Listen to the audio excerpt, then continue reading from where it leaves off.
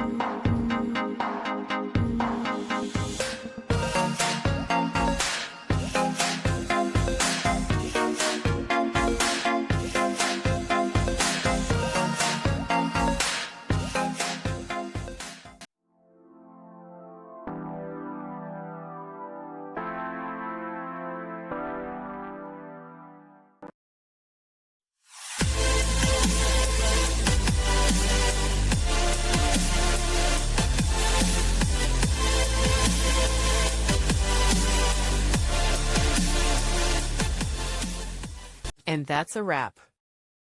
I hope you found the answer you were looking for. If you did, take a second to hit that subscribe button. It really helps out. And let me know in the comments which solution worked best for you. See you next time in the debug zone.